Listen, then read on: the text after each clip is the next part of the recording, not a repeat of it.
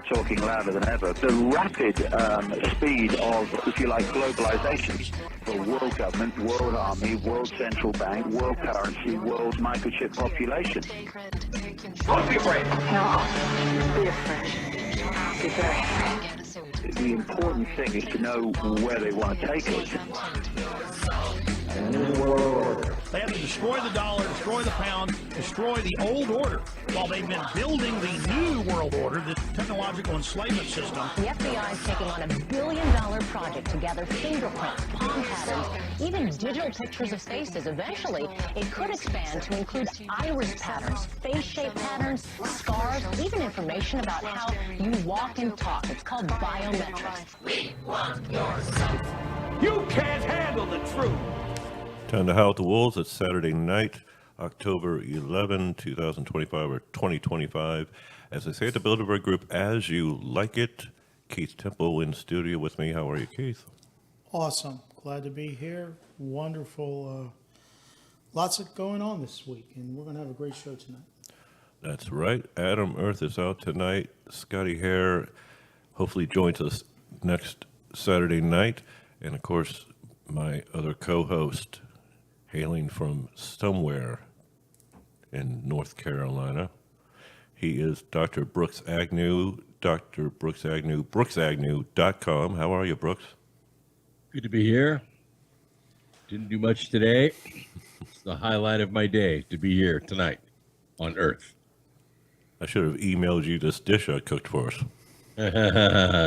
My understanding is Scotty's made it, and he's fallen out of his chair, too.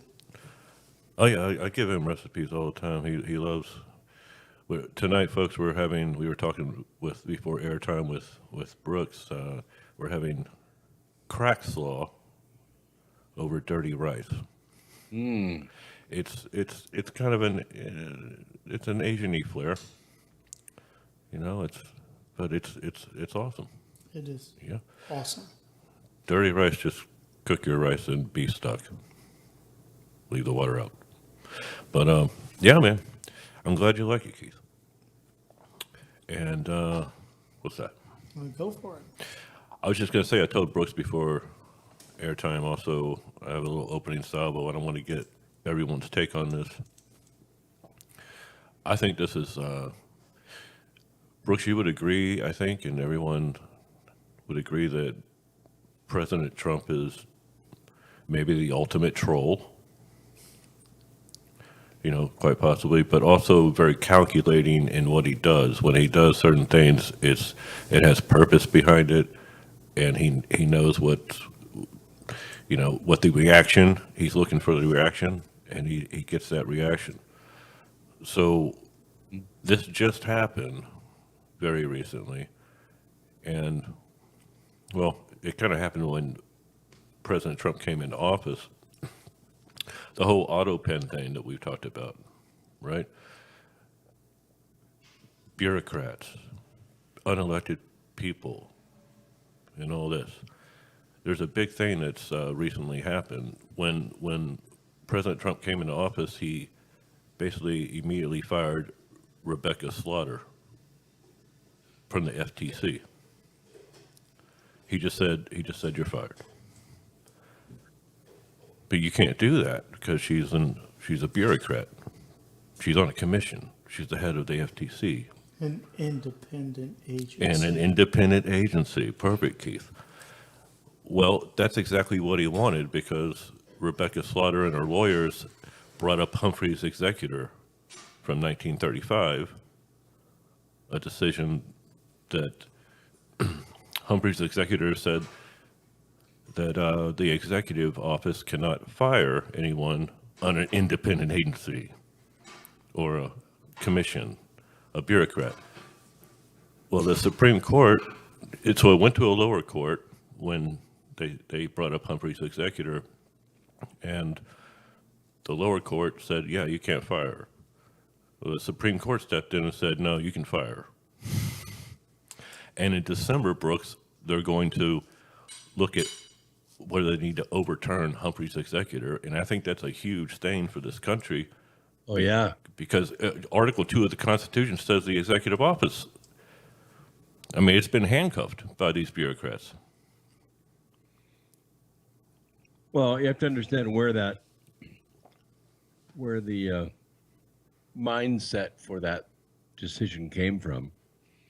It came from, you have to go all the way back to Roosevelt, actually. Mm-hmm. Roosevelt, as the war was setting in, the depression was full on. People hadn't recovered from it. They were just underwater. 1933 crashed the banks. Wasn't actually 29 when the stock market crashed. The stock market was actually recovering quite well.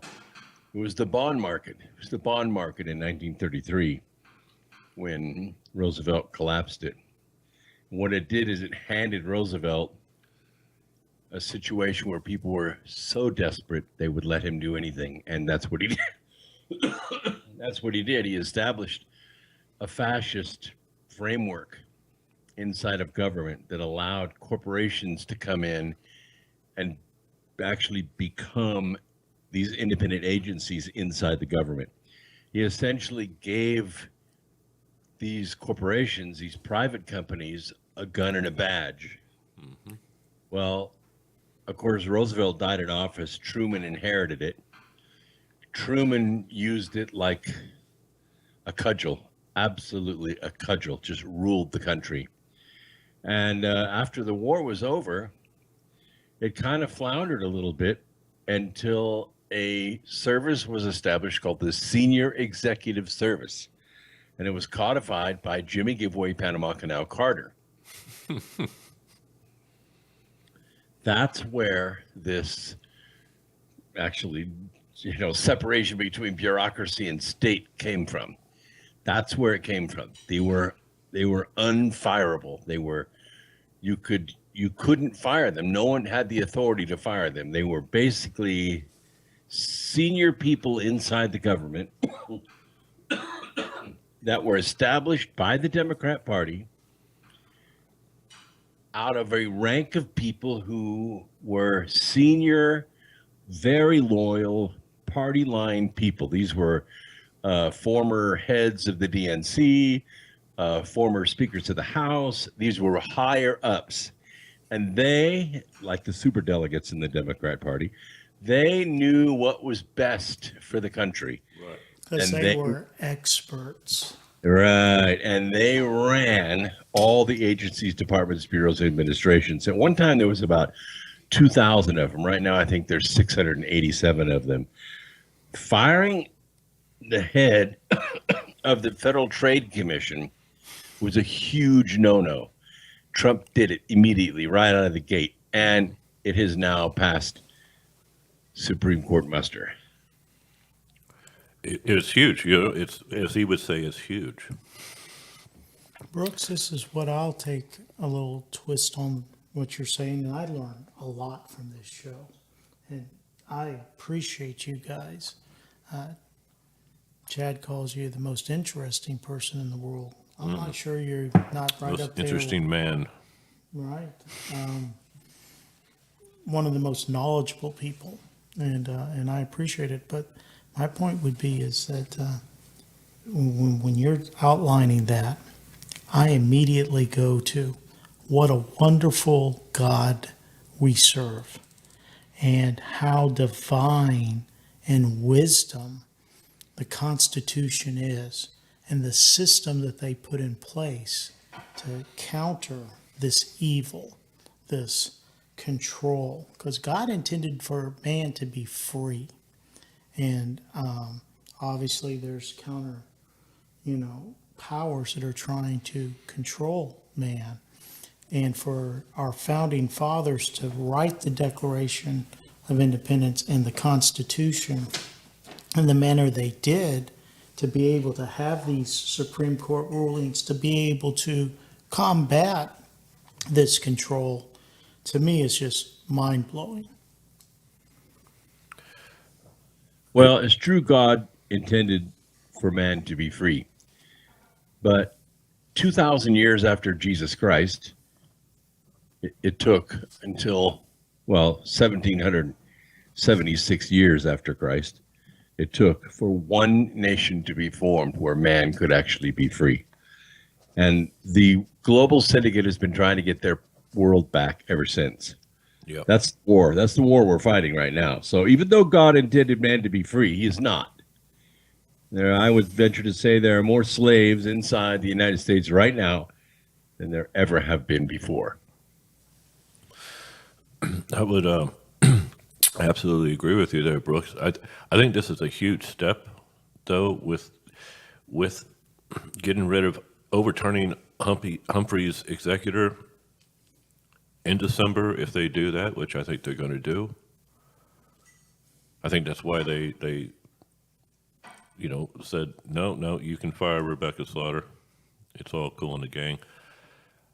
That's a huge step right there in, as you were saying, I mean, the control from the global syndicate, it's through the bureaucracies for decades and decades of these unelected officials, independent, as you said, Keith, right? And they're making policy that the executive, the person who gets into office, doesn't have any power over. You can't get rid of them, blah, blah, blah. No, that's not right. And I go back to Article 2 of the Constitution, the executive power.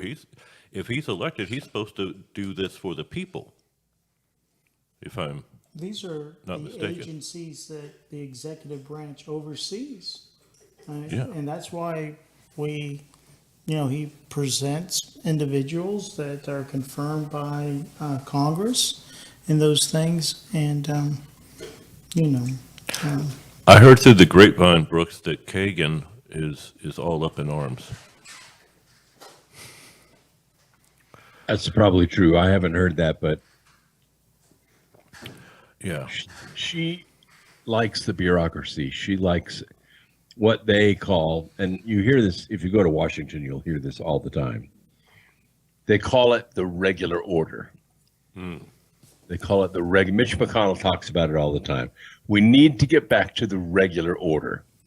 This is where, the House parliamentarian sets the rules and the elected officials follow the rules. But who elects the House parliamentarian? No one. Right. I don't like I don't like that kind of order. Well, I don't either. And see, that's where it boils all down back to Lucifer. Lucifer says mankind cannot be trusted to lead themselves. Mankind is meant to be dominated. It's meant to be forced to kneel and forced to obey. seems to me like Obama said something very similar a couple Sure. of times. That mankind needs to give up its sovereignty and allow us who know better to govern and to do that. And to go back on scripture, what I would say is, in 1776, when the Patriots, overthrew the world's power of England to form its own nation in self-governance and a republic, not a democracy, a republic where individual rights were protected, and the government's job was to protect those individual rights. We went from the forest. We weren't. If you would rank the top 50 nations in the world of strength and power, we'd probably be way down there in the 40s. And then God guided us through our expansion and growth, like you say, to come to World War I and be a world power. And then upon the end of World War II to be the world's superpower, if you think that all is by chance, sure, there were some systems in place of capitalism and such that did that. But God's hand's been on this country for a long, long time. Amen. Yeah. And I see agree God's with that. hand with this issue of the assassination of Charlie Kirk, I'm optimistic. I see real revival, and I see real revival in the Americans that need it are those young generations of the individuals in their early and mid 20s, maybe early 30s and such. I am so pleased with what I see. Well, liberty is messy. It is not regular, and there's nothing, generally orderly about it. But when we see paid-for mobs step onto the street and do the bidding of oligarchs who are trying to control the world, and then we see, really there's nothing we can do about it when the city or the state harbors, or should I say sanctions, or no, that's a wrong word either, endorse that kind of activity.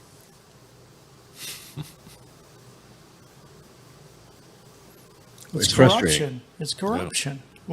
Mankind is broken, and there is corruption in mankind, and it is a fight. And like it says in Ephesians, we've said it on the show a couple of different times, is our fight ultimately is not against flesh and blood, and so we need to know that there is spiritual warfare occurring, and we're witnessing it, and we're in the midst of it. Mm-hmm. We and that's acknowledged on the regular. We see it happening way too well. It's just going to happen, and you mentioned in Charlie. There's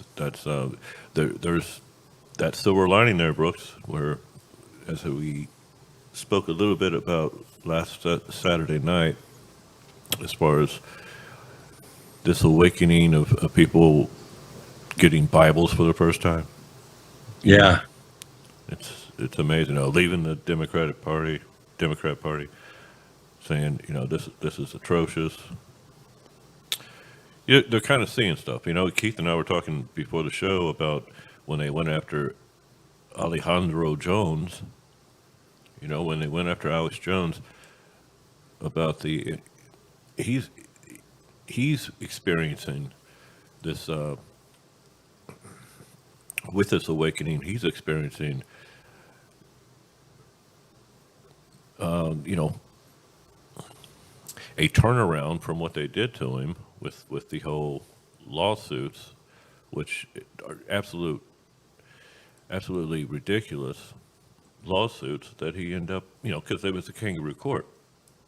But I was mentioning to Keith once again, they went after Alex because they couldn't take him down they couldn't go after him for 9/11 because that would open up a huge can of insight and inquiries into, well, what is this 9/11 thing about, But it also backfired because, again, Tucker Carlson gets fired from Fox and becomes bigger than he was on Fox. And his first guest is Alex Jones, and what are they talking about? 9/11. So yeah, it all works out. And people are. This is it's interesting. Now that Keith mentions that, the country is taking a turn that I wanted it to take for a long time, and it has nothing to do necessarily with donkey versus elephant. It has to do with right over wrong, morality, and and people even looking more to the gray one. That really is awesome. It's a big difference, and I think people are also, and I'll shut up. I think people are tired of the TV telling them that the country's racist and split and divided, and half the country bullshit is bullshit, and people understand that. The majority of the country voted for 45 back in the day, the majority of the country, even more the majority of the country, voted for 47 this past November, and the country's racist bullshit is just bullshit. Because, I live in the South. I don't see I don't have any qualms with anybody of any race. We all hold doors open for each other and go out of our way, complete strangers, to be courteous to each other. Are there some assholes? Sure, but most people that I encounter, and I do a lot of traveling here and there, are nice people. I think the only time people are a-holes is when they get behind the wheel. They a lot of people turn into a-holes when they start driving, but outside of the car, they're very nice. I said I'll shut up, Brooks. Well, I had this thought, this whole Nobel Peace Prize thing. Nobel Peace Prize process is kind of slow and insensitive. I think they made their decision in January of who was going to win it. They just didn't say. So with all the recent world peace that President Trump has brokered everywhere, people were thinking maybe he was going to win the Nobel Peace Prize. And I have maintained, I think a lot of people do at this time too, that the Nobel Peace Prize is kind of worthless since they gave it to Barack Obama for doing absolutely nothing. Absolutely nothing. And nor did he do anything afterwards like, oh, thank you very much. Well, maybe I'll now do some world peace. No, he didn't do that. He built ISIS and killed millions of people mercilessly all around the world. Surely didn't distill peace in the United States. I mean, I think as Chad says, is if anything, racial tensions and divide increased under him. Sure. So I got to thinking, maybe Trump should develop his own peace prize, because I started, I'm a student of history. You'll do it. 4,000 years of recorded history, not one human being, male or female, has done more to actually establish world peace than President Donald Trump. 4,000 years. Yeah. Man, he stands head and shoulders above everyone. So why not create the Trump Peace Prize? That would be something to win. That would be something to aspire to. And make it serious. Solid gold, $10 million. Maybe we don't give it out every year because there isn't a winner every year.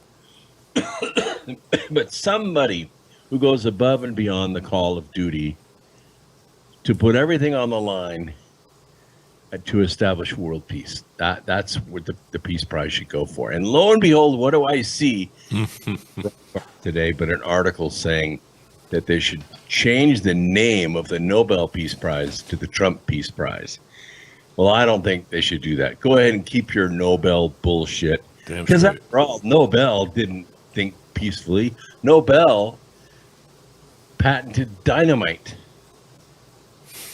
That's where he got his money. It was a weapon of war, of mass destruction. So he wants to make up for it by creating a Nobel Peace Prize. I met the guy. In fact, I almost did business with the guy who won the Nobel Prize for climate change. And the guy was a fucking loon. He was crazy. And I finally backed out of the deal. I couldn't take the notoriety at first, but I really couldn't take his insanity. So the Nobel doesn't mean anything. But a Trump Peace Prize, that would mean something. I love that, Brooks. I think he'll do it. And you're right. It's solid gold. Not the TV show. The prize. It'll be solid gold. Yeah, man. I like that. And when you mention climate change, somebody else that proves that the Nobel Peace Prize is bullshit. Doesn't have any meaning behind it anymore. The guy who told us that in 2015 we're all underwater. The guy with the Inconvenient Truth bullshit documentary. Oh, he made so much money on that. Yeah, Al Gore got a Peace Prize for making a documentary of bullshit. Yep. I mean, in that documentary, you talk about fear mongering, and it gets the Oscar for the best documentary. The blah, blah, blah, blah, blah, blah, blah. Mm-hmm. It's amazing how malleable minds. That's the danger, and so many people were, I don't know how many people that packed it up and said, we only got 10 years until this thing goes to hell. But they've been saying that since what, 1960, 70? Sure. When I was a little kid, we were we were underwater. Yeah, when I was a little kid in San Jose Catholic, my science teacher had to sit there and tell us that we were all going to be dead by the time you graduate college. Something like that. It was horrible. Fear mongering. Well, and I'd follow on this, Brooks, is that, we've talked on this show about that we need to be having our eyes above Trump in office. And the idea is that we need to think about, because this movement is going to be longer than that. And, the idea is that, there have been some presidents, Jimmy Carter and such, who, I obviously don't agree with. I think history's proven that he was not, he was terrible. But, he remained in the international spotlight, after his presidency for very issues. And I would like to see Trump transition into some type of role of international influencer. I think that his post 2028 role, and we'll see. I don't think, before Brooks responds, Keith, I don't think you're quite understanding where Brooks and I are coming from and everything at all with your statement right there. You have to understand, because CNN told me, and so did MSNBC. They both told me, and ABC and CBS, they all told me, he's not leaving office. He's staying. Well, you think about it. He's in his 9th year of his presidency. Yes.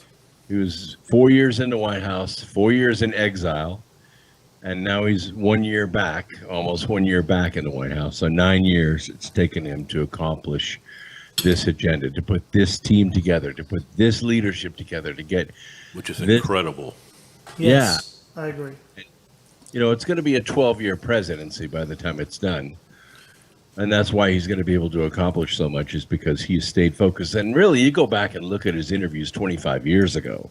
Mm-hmm. He has not wavered 1 inch. Go watch the Oprah interview when he was, 37, 38? I don't know. I mean, he was a relatively young man. And she goes quite offhandedly, man, Donald, you should run for president one day. And I'm guessing that Trump in the back of his mind says, Oprah, you don't have any idea that, but I'm planning on it. So, well, he was talking to Rhoda Barrett before that. Yeah. Yeah. Well, let's remember his father, Fred Trump, was one of the founding members of the John Birch Society, which was founded to fight against the Global Syndicate or New World Order. Brooks, he grew up knowing about this stuff. Yeah.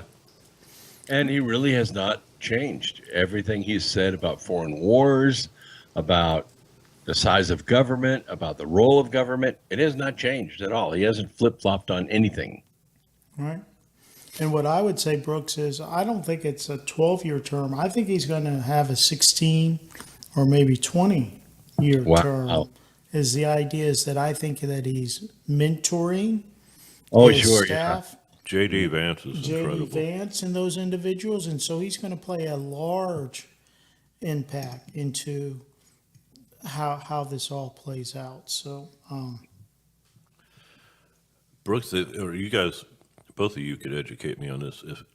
If J.D., And I remember, Brooks, you and I were talking in a prior show, shortly after the election, and you agree with me. You love the pick of JD. That was a great pick for VP.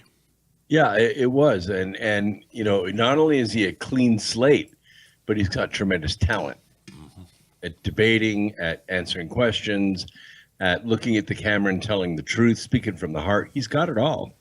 He has a great mom. Look to their moms or to their dads, like Trump's dad. You know, I mean, you got to look at where they grew up, not what they became when they became a public figure. I'm not trying to get too ahead, but we're talking about, you know, what 47 is doing right now, and that expands into further years when he's out of office. But Keith, you understand that MSNBC and CBS told me that he's not leaving. He's a dictator. Oh, no. You don't understand, Keith. I get it.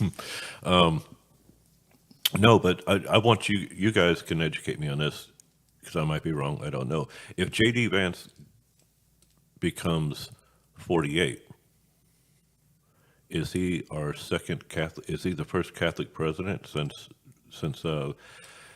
JFK? I think so. Isn't he? I'm not saying that's a bad thing. I'm a Catholic. I'm just saying it's kind of interesting. Well, I'm not sure, but I believe his religious affiliation now is Protestant, but he may have been raised Catholic. I'm not sure, but that might be. Raised Catholic. He's raised Catholic, yeah. So I don't know. We could, hey, where's Scotty here when we need him to Google something? I'm gonna Google. I don't know. You know, I'm gonna Google, is J.D. Vance Catholic? I know he's a Catholic. Well, we're going to figure it out. Or we're going to verify. Just asking him if he's the first Catholic president since JFK. You know, it's amazing, Brooks. I've made this point before. Also, Keith looking some jazz up, doing Scotty hair type shit. There you go. I've made this point before. It's we live right now in such an interesting time where for so long there was no real president of the United States since JFK. Yeah, that's true. And we have one now. Yeah, and they don't like it. Yeah, and that's why they tried to kill him. Okay, so according to Google, yes, J.D. Vance is Catholic. He converted and baptized into Catholic Church in August of 2019. He was not raised Catholic and had varied religious journeys before converting as an adult. Now, the other thing that I would say is, did Biden claim to be Catholic? He could claim anything. I don't think he ever talked to the Great One. No. Let me see. I mean, maybe he did. I don't want to sit there and go after. I don't know. Or was Biden Catholic? Was Biden Catholic? And I don't know exactly, but I know that from what I have heard with JFK, it was a real big issue. Oh yeah, that's I mean, what because you know, I don't know why. Would he have allegiance, you know, to the Pope, and what influence would the Vatican have? Yes, Joe Biden is Catholic and has been his entire life.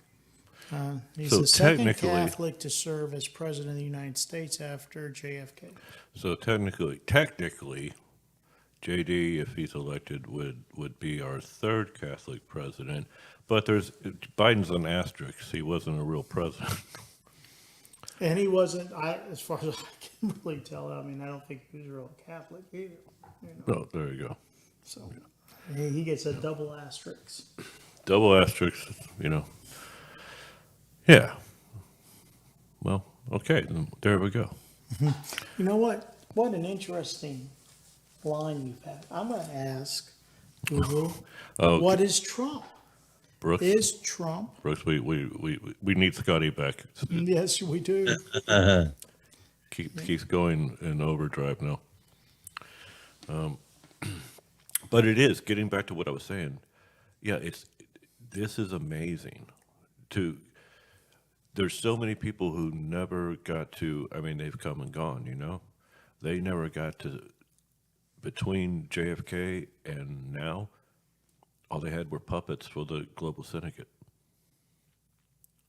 as so-called presidents of the United States. You get there, you've sold so much of yourself that to get the office that you don't control yourself anymore. Exactly. Second guess everything you do and everything you say based upon the people that gave you the money. And so therefore, the people who are actually controlling you, when you're supposed to be running the country, it's. I always go back to some people when I say the last real president of the United States was JFK. You know, before obviously we now have real president of the United States, President Trump. Before that, you know, before 2016, people would like, well, what about Reagan? And I'm like, dude, Reagan wanted to be real, but shit changed in March of '81. Sure did. Yep.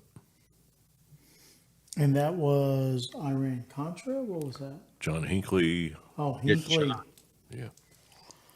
Okay. When they shot him, and I go back to our late great friend on this show and personal friend Jim Mars. There's a different shooter than John Hinckley, and remember the Hinkleys and the Bushes and the Clintons are family friends to this day. Don't they have Thanksgiving together or something? They're family friends. They're friends. Crazy. You know, so Reagan was supposed to die in March of '81 right there, and Herbert Walker was supposed to assume puppetency of the United States, and it didn't happen. So, you know, Reagan tried to be president, is what I always tell people, but after March of '81, shit changed. And he had to, like, I guess, you know, be in line with some stuff. Yeah. So we almost had a real president before Trump and in between JFK.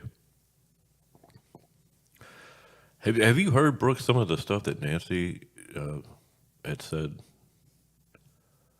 I forget now what she was a little bit outspoken, and it wasn't, you know, covered very heavily about, you know, who shot and all that, you know. Oh, I need to look into that again. I mean, she was kind of candid, but of course MSM didn't want to lay into that too much. It's like with Dexter King when we had Jimmy Ray on the show. James Earl Ray's brother.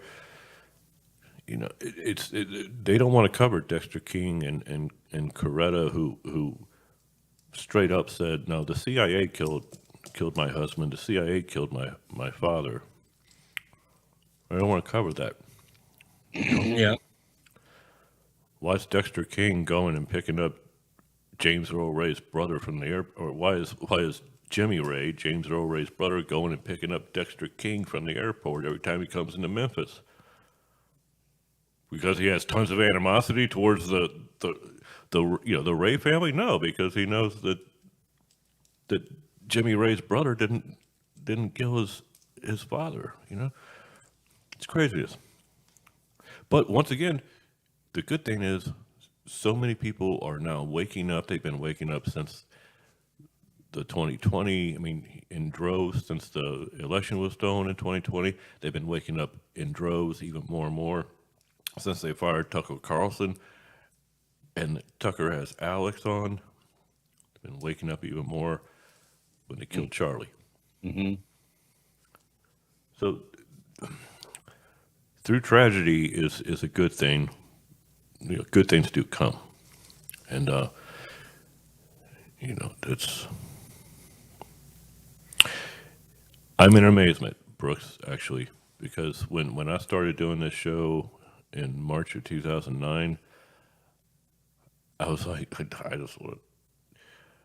I'm just gonna hopefully maybe wake up a couple people here and there, but everyone's always going to be arguing with me about 9/11, about the New World Order, Global Syndicate even existing. They're always going to bow down to climate change, which was global cooling and man-made global warming, and blah, blah, blah, blah, blah. They're always going to, but no, people are waking. It's amazing. It's a short period of time, 2009 to now. It's a lot of waking up, Brooks. It is. It is. I'd fall in that category, I think. That's generally in and around the time that I started to recognize it, That the world doesn't run as advertised. as advertised. Exactly. And, and it's ruffled some feathers, and I've lost some friends and had disagreements and with family members.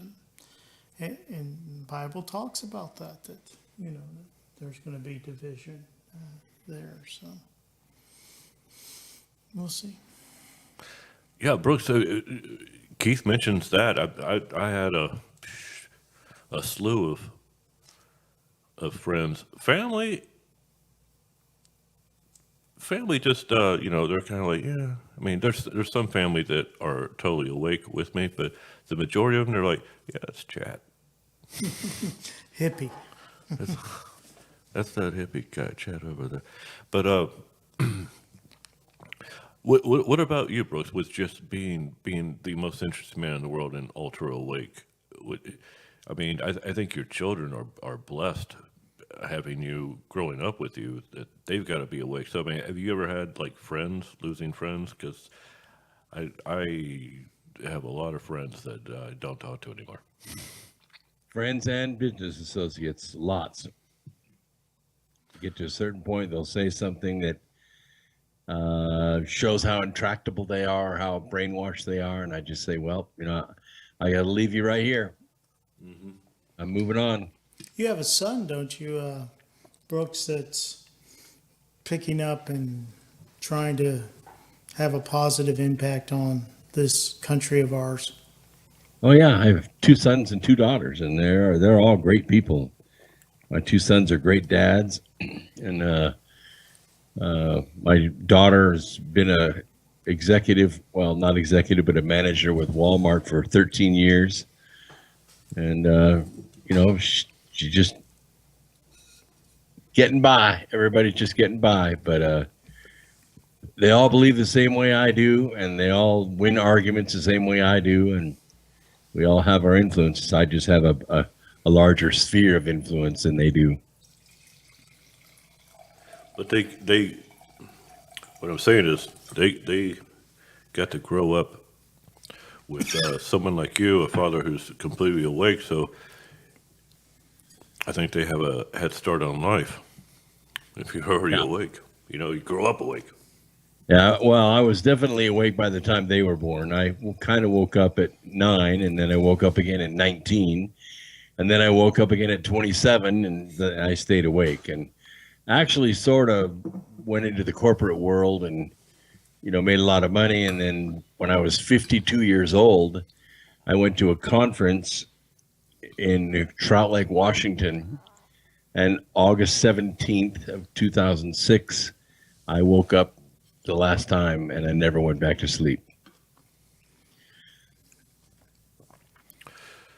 You want to tell us about that one? Wow. It was the first time I'd ever been invited to speak at a conference. I'd written The Arc of Millions of Years, Volume 1. That's one of the shows we had you on for when that book came out. It was awesome. It jumped to number 38 on Barnes & Noble. Amazon wasn't really anywhere then. Back in those days, it was Barnes & Noble that was the big bookseller. So it jumped to number 38. I made a lot of money, 6 figures off that book.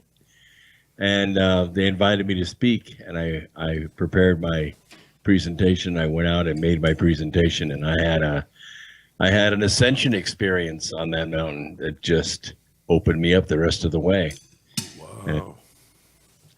It never went back to sleep. It was like my ancient self was reconnected with my modern self, and we never let go after that. We just stayed connected, and it's grown exponentially since then. That's the deal right there. I And remember. we appreciate you, Brooks. I mean, there are Americans that appreciate the effort that you've had for 18, 19 years, in trying to, awaken us, and like Chad says, this was 2008, a couple of years later, and that's probably about 2010 or so, started. And it's a slow process, and I've listened to a lot of people, and there are a lot of people that have different reasons, and you just kind of have to. Chad and I sat back and we talked about, just the ability to listen, and to listen to people, to be able to engage and have relationship and have influence with individuals. And hey, God's in control. We got it. We're going to do what we're going to do what we can to fulfill his idea. I love it. I'll tell you, Roger that. I'll tell you this. For example, the show, and Brooks, I got a little. I'm going to tease you with two things. I got two things to tell you a little bit later on in tonight's program. Both of them you're going to like. One of them, I can't tell you exactly what it is, but one of them I can. But you're going to like both of them. That's how I operate, Keith. There you go. But I can say this real quick, and I love Brooks' silence. He's like, yeah, whatever. Well, Chad, what the heck is Chad gonna talking surprise about? me about that. But I have two surprises for you, Brooks. One I'll tell you completely about, and one I can't tell you about, but I'm gonna let you know a little bit about it. Okay. I'm gay. I'm just kidding. That would destroy Kayla. Okay. So Brooks Agnew, Dr. Brooks Agnew, is in company with a handful of incredible guests. He's now a host of this show, right? But from March of 2009, when I started doing this show, when I say a handful, there's a collective. Maybe there's more. Maybe there's 10. I'd have to, but there's tons of guests that have been on the show from 2009 and now. Mm-hmm. Tons of guests. Repeat guests, not so many, because most, usually, and Brooks, you know this, as being a host yourself, on your own show, a lot of guests you have on for that book, and that book only, blah, blah, blah, and all this. And you're kind of a one-time guest, and there you go. When I first heard Brooks, I didn't have a show. I heard Brooks in 2005 on Coast to Coast. And I'll paint a picture for you. This was after, when I had to, anyway, without going into that detail, after Jen was gone. Right. I'll digest. So Chad didn't kill himself. I lived with my best friend, roommates and all this jazz. And I remember sitting in my bed with a cup of freshly brewed coffee, and I have Coast to Coast playing, and this dude, Dr. Brooks Agnew, comes on. And I was just, for 3 hours, I think you were on for 2 or 3 hours that night. Hours. Yeah. And I'm just like, brewing more coffee, during the commercial breaks and coming back. And it was incredible. I was just mesmerized. And so when the whole radio show thing came in 2009, one of the first people when I realized, oh, I'm allowed to get guests, So G. Edward Griffin was the very first guest, and he's been on many, many times. Who was I immediately trying to get? Dr. Brooks Agnew, right? And who did I try? And Brooks, the first time he came on, he's up in Dr. Brooks Agnew, right? And he's on Coast to Coast. This is just a little tiny radio show in Jacksonville at the time, on WJSJ FM 105, 105.3. And Brooks was like, it's an email to him that I got the link from Coast, and he was so gracious. He's like, yeah, let's do it. And I was like, are you kidding me? Holy smokes! You're actually and Brooks has been so gracious ever since. So there's guests like, so he comes on, right, and then he's coming on again, and he's coming on again, because Brooks can talk about anything and everything. Yes. And that's why he's not a one-time guest. He's the most interesting man in the world. So it's people like him and Ty Bollinger, and G. Edward. And Richard Gage plays Architects for Well, Richard Gage is a great friend of mine, and he does great work, and he comes on for our 9/11 shows. But there's a difference between, Brooks and Ty Bollinger and G. Edward and Jim Mars when he was with us, Amy Waters Jarzynski, Holland Van Nieuwenhof, who was on with us last Saturday night. I could keep going on, but there's only a certain amount of guests that you can have on as repeat guests for years, because they're so damn knowledgeable, and they're awake, and they're into the truth so much. And Brooks, I'm not trying to blow smoke up your kilt. I'm just saying, you were absolutely awesome as a guest and as a host now. Well, thank you. It humbles me. Well, I mean, it's just absolutely incredible. It is. I mean, in 2005, when I'm sitting on my bed with a cup of coffee, listening to you for the first time on Coast, never would I have dreamed that, thought that,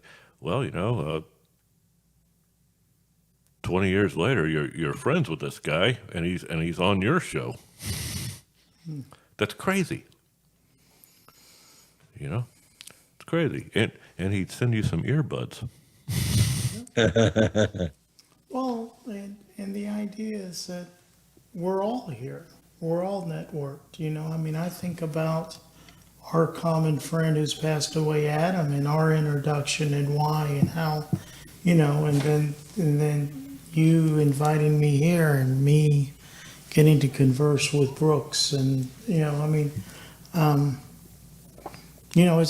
humbling. It's awesome when you take a step back and you say, you know what, let's see where this goes.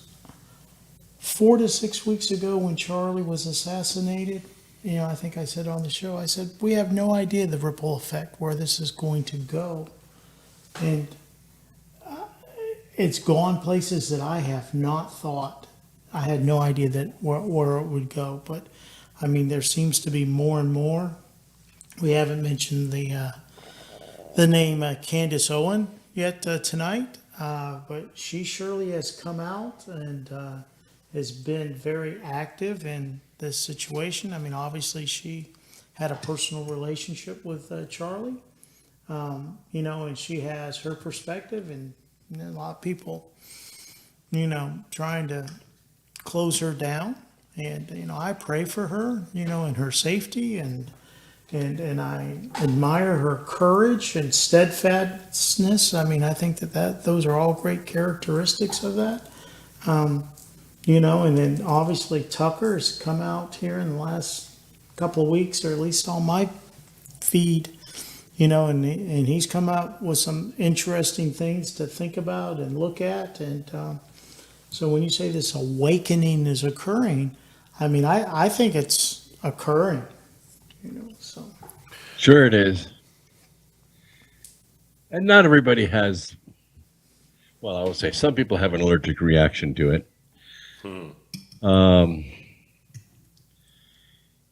It's not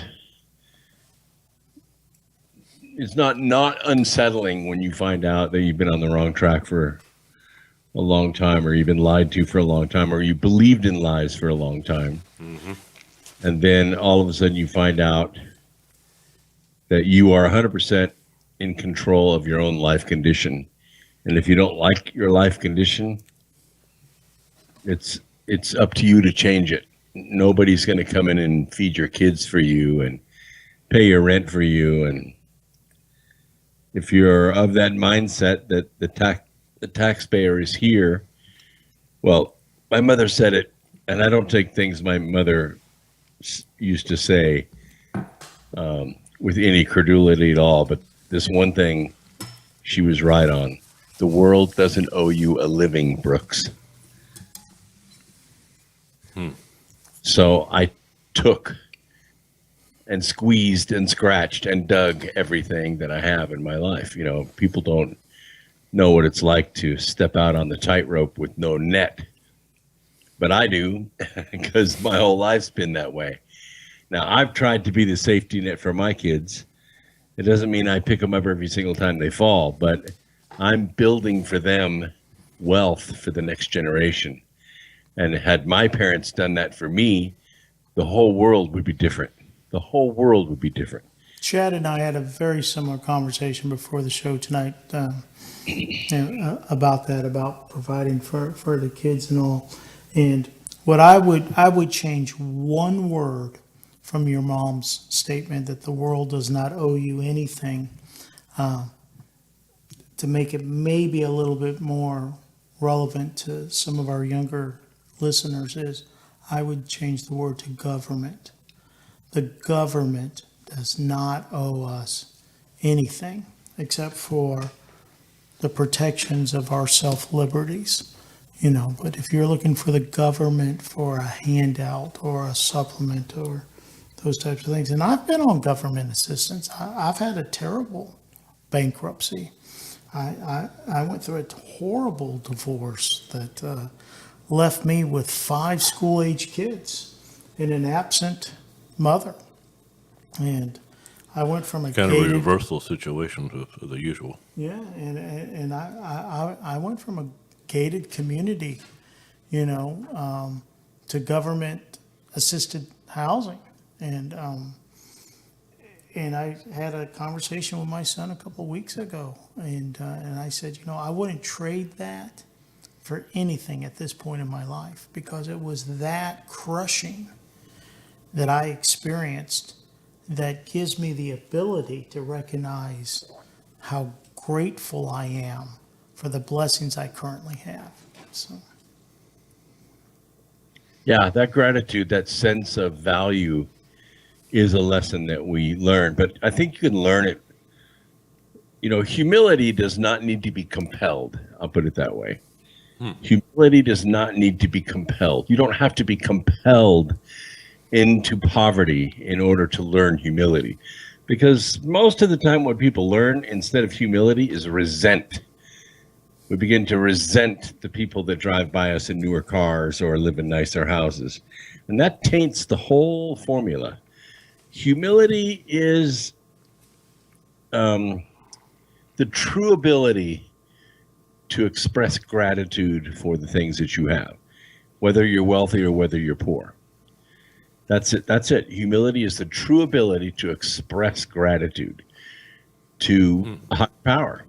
And that's, C.S. Lewis wrote a book called The Screwtape Letters.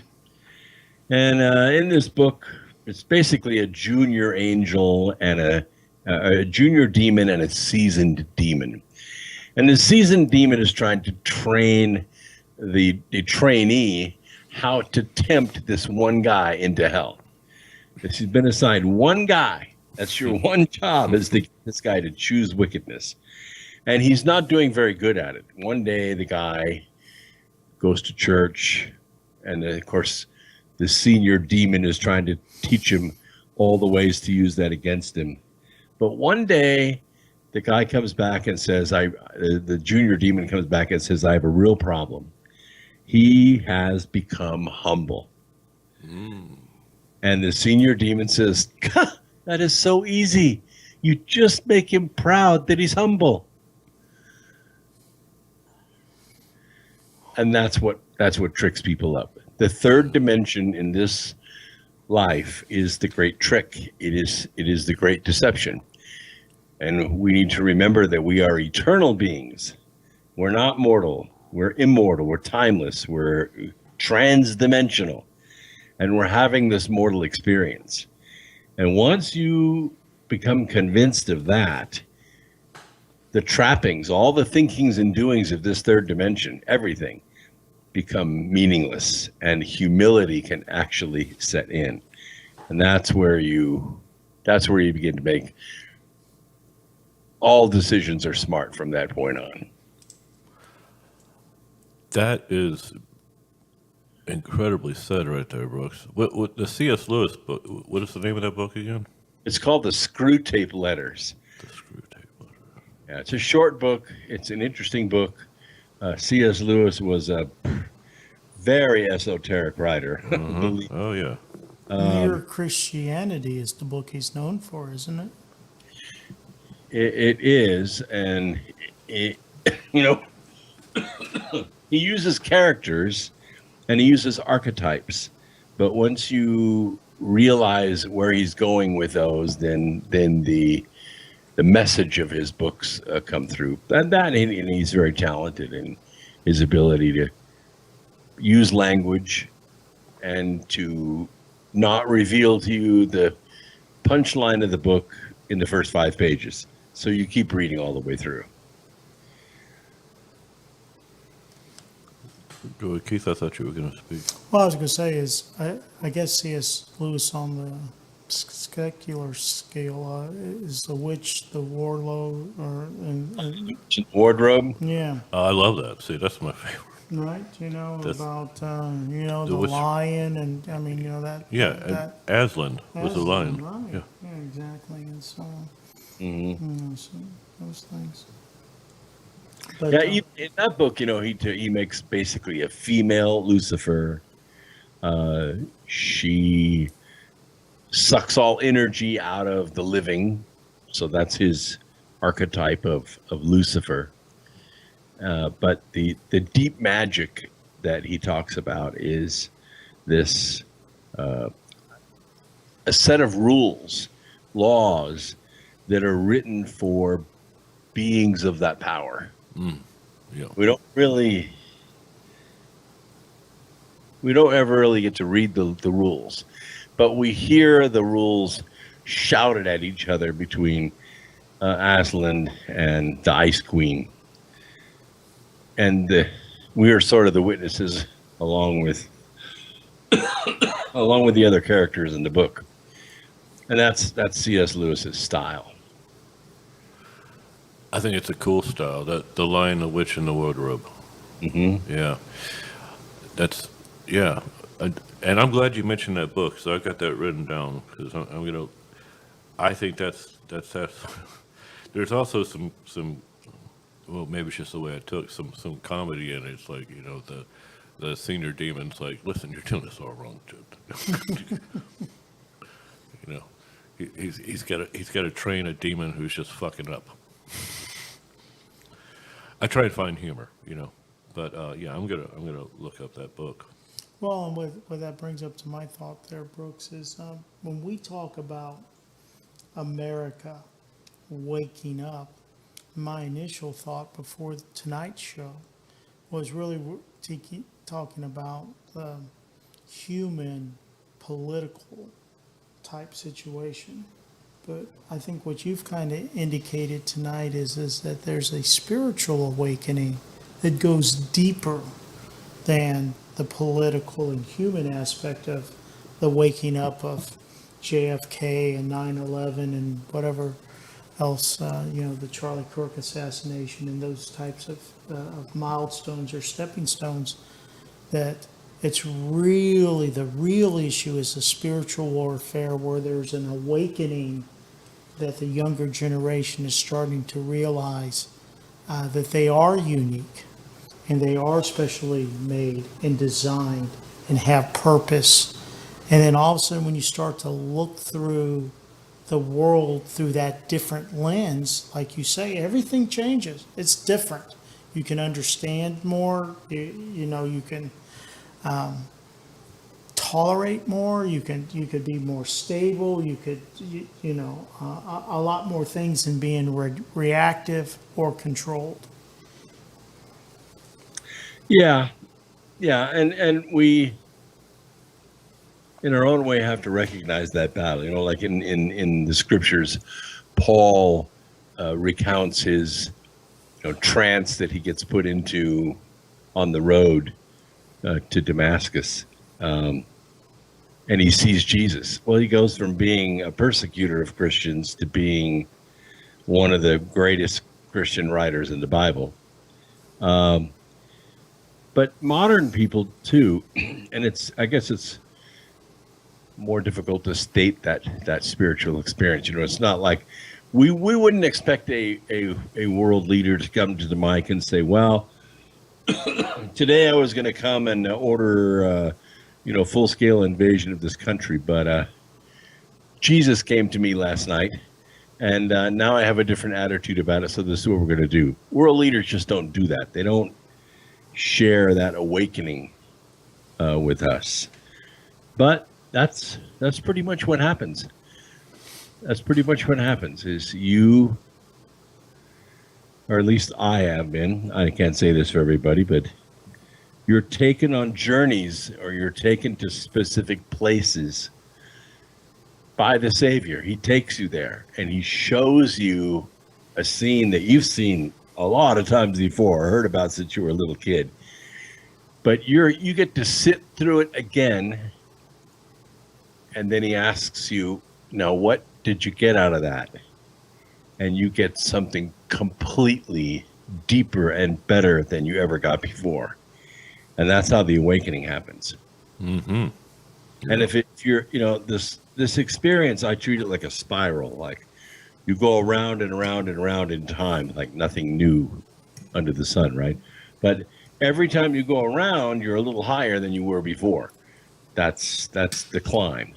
An ascension happens when you skip a whole bunch of those steps. You don't go through the normal, I'm going to read the Bible once a year, every year for 10 years. You immediately skip 10 steps. That's the ascension experience, where you realize, oh my gosh, I guess we never die. And that's what she meant when she said this, or that's what he meant when he said this. And it just hits us like a ton of bricks, and it changes us. And it's a mighty change. And it causes us to do things. Of course, to reach out to our fellow men and to love everybody. That's what it does in most people. And you want that to stick.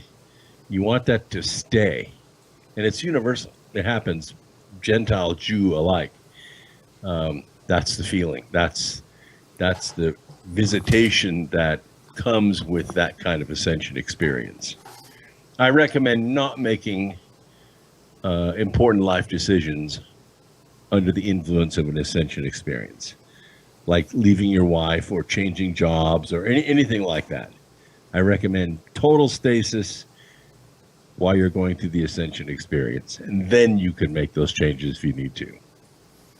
Kind of reminds me of my personal experience, and I think that's what's so valuable. We've talked about the power of testimony, right? I mean, one of the strongest things is what you've experienced and being transparent and vulnerable about it. And so I think about the parable of the landowner who hires some workers in the beginning of the day for a fair wage, and they come and they work and they do that, and he recognizes that he needs or wants, desires more workers, and so midday he hires some additional workers who work in the field alongside the ones who've been there since early morning. And in the last hour of the day, he hires some more. And so when it comes time to receive their reward, he brings in the ones that came in at the end and have only worked for an hour or two, and he pays them a full day's wage. And the workers are ecstatic because they figure that they're going to get significantly more. I mean, I've worked, 3 times as much as this guy, or 5 or 6 times as much as this. This is a great landowner to work for. And then the next people get paid the same daily wage. And then the last people kind of complain and say, well, wait, it's not fair that this person who came in the last hour has worked in the vineyard a short amount of time and gets the same pay as I did, who's been here all year. And then when you have that awakening that you realize that the parable's talking about salvation, and that it doesn't matter if you were a Christian at 10 years old and worked for the Lord's kingdom 60 years, or if you became a Christian in the last 2 or 3 years of your life, the ultimate reward is heaven and salvation. And then when you're able to grasp that idea, like you say, is that it just blows your mind that, wow, I've heard that parable and been frustrated for 20, 30 years. I'm like, I agree with these guys at work. At the beginning of the day, I'd be upset too. What's going on? Until you have an awakening of, oh my goodness, this is what that parable is talking about. Yeah, and he explains it again with the prodigal son. Mm-hmm.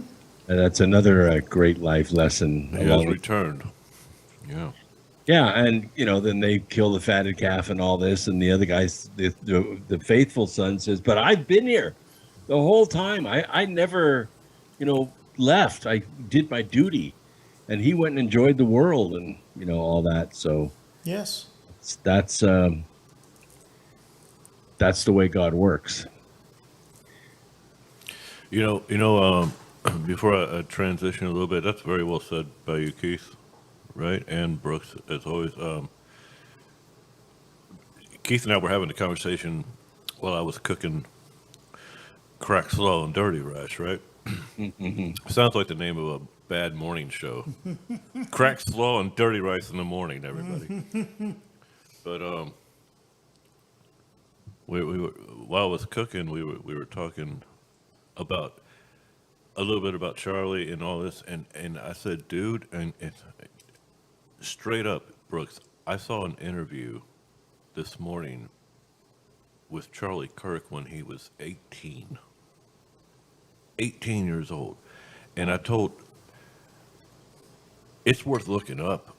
And I just probably a number or whatever. I just saw one of them.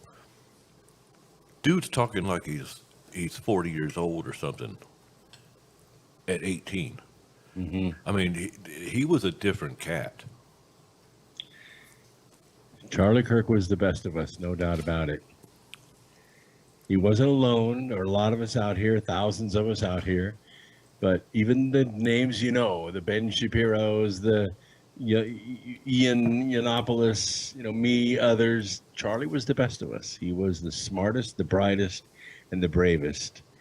And he went right into the lion's den and took it to him every single day. And he registered countless numbers of people in the Republican Party.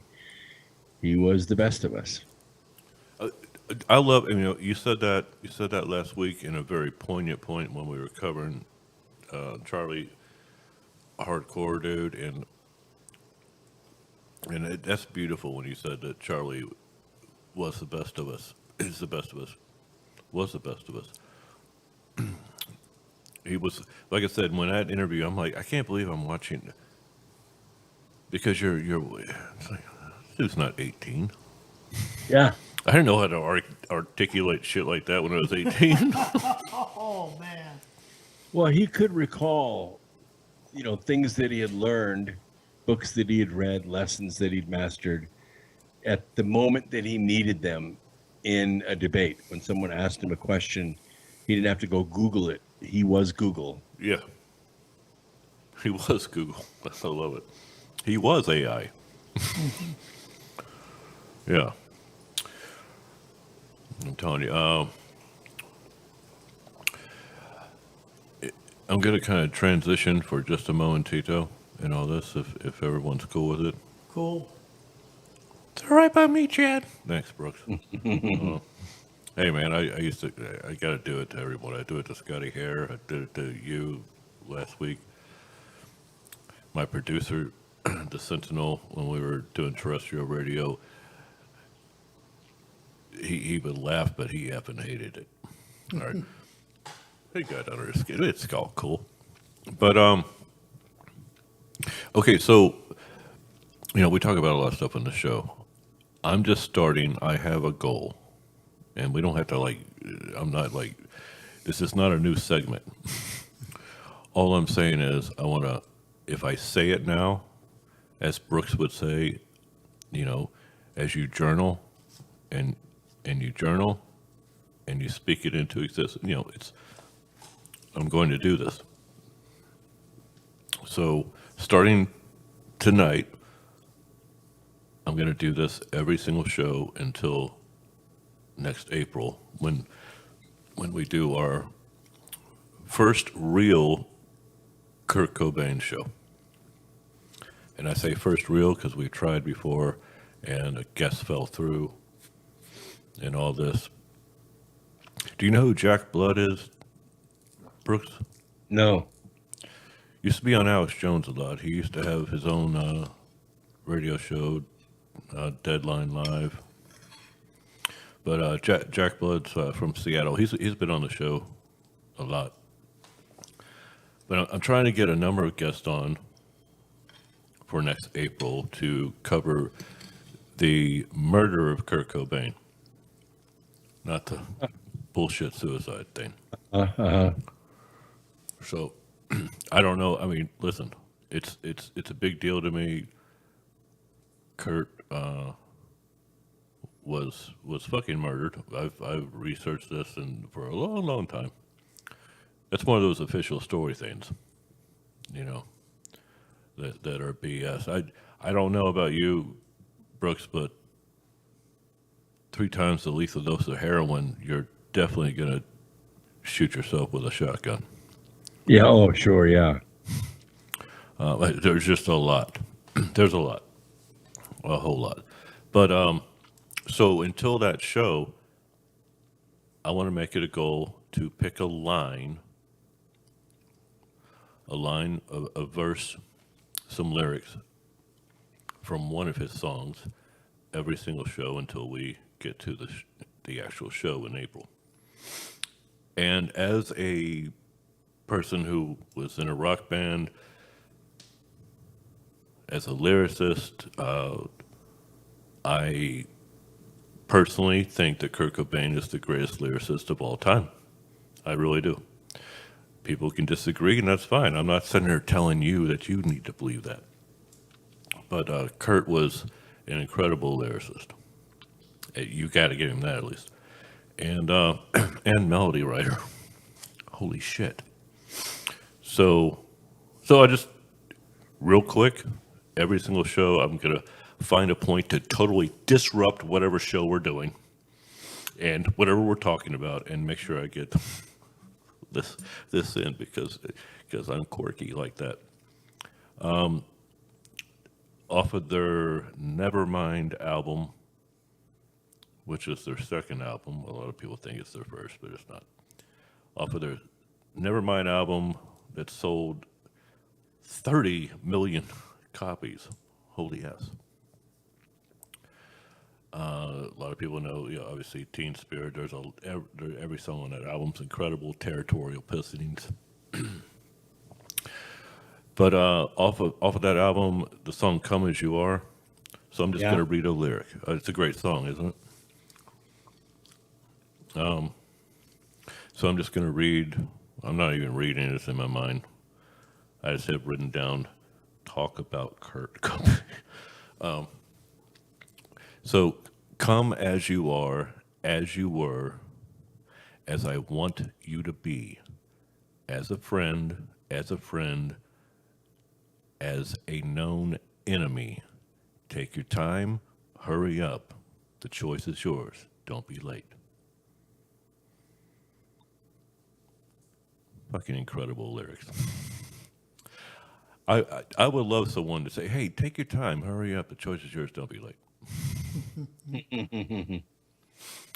So there you go, Kurt, and we're heading towards this special show that I've been wanting to do for him for a long time, because I want to. But we'll see how that goes when we get there. We got till April. It's not that damn long away. Brooks? Yeah. You sent me a pair of, two pairs of incredible. I was just asking you about earbuds, right? Because I saw you wearing earbuds and all this, and I thought you were just going to send me, because at first you were like, hey, get them $10 on Amazon, blah, blah, blah. And, and I'm like looking around, I'm like, but I want, so I was like, well, I want, maybe I can't find. So I texted Brooks one night, and I said, can you just find those earbuds? I'm talking about the $10 earbuds on Amazon. Can you just, I can't, I'm not finding what I need. I'm not sure. If you send them to me, just let me know how much they are, blah, blah, blah. Brooks sends this high-end ass head, 2 pairs of high-end earbuds. Ain't no $10 on. So I've got to get you back there, Brooks. All right. So but that's my gift. I appreciate the gift. I understood that when I continued asking you how much they were, you were like la la la la la la la, in your own way. I understood it was a gift, and I love that. But I'm getting you a Christmas present, Brooks. This is the one I can't tell you about. Yeah, I like surprises, so don't tell me.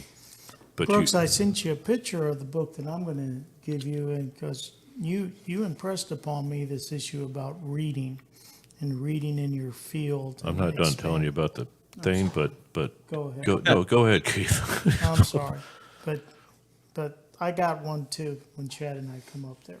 Go for it, big guy. Awesome. So this present that I'm teasing you about, obviously, you're too damn smart to not understand, because I've already asked you your hat size shit. So it's not but what I'm getting for you is not just, well, I'm sending you a couple things, okay? You're gonna like this. I'm sending you one of my favorite things that I would consume with a good meal. Put it that way. Which is, a damn good bottle of something. And I asked you for your hat size because that hat that I'm having made for you is especially for you, and and something that I think you're going to cherish. So I will need your address. Okay. I like hats. You're going to like hats and that bottle I send you, I'll tell you that much. But yeah, that has, I'm having one made also for Holland. That should give you a hint. One of you were in the Air Force and one of you were in the Marines. You're going to love this hat. Nito burrito. Yeah, so you send me that address, and maybe I should have it because you sent me the bit. I'm me. I don't. Do you want to get a surprise? The one that I can tell you about? Yeah, whatever you want. Okay. Well, here's the deal. You were off, not last Saturday night, but the Saturday night before. Yep. And I said this on the show. I said, we're just going to start getting guests on because I can't sit around and continue waiting and waiting. And there's nothing against Scotty. It's just, we have to have patience with Scotty, and we do. And he'll get back when he gets back as far as on the regular. But we got to start getting guests on, back on. And so I said the night you were off, I said, next week I've already contacted Holland. We're going to have Holland on. And I'm just going to start getting guests because now we do. Webmaster Tony, who's also / our producer now, until Sentinel, we have the setup for Sentinel back. He has a way to get people who are only phoners. And some guests are only phoners. They would, I'm going to be on the phone. Mm-hmm. Fuck you. I'm going to be on the phone. I'm not doing, And so here's the deal. I should have an announcement for you, Brooks, in just a little bit. It might be this week. It might be next week. But Roger Stone's coming on the show just for you. Very cool. A highlight. That's awesome. Hey, man. You've been asking for it all year. And finally I was like, dude, now that I know Tony can do phones here with our setup, we can get Roger on. Nice. Yeah, man. And, I've talked to Roger. He's been on a lot. I'm just having him on for you. I can text Roger and ask him, anything. But I knew you were like, and you're right, though, Brooks. Having Roger on the show is huge. Always is, especially right now. I believe it. I mean, I'm humbled just to be in the same sentence with his name. I'm looking forward to it.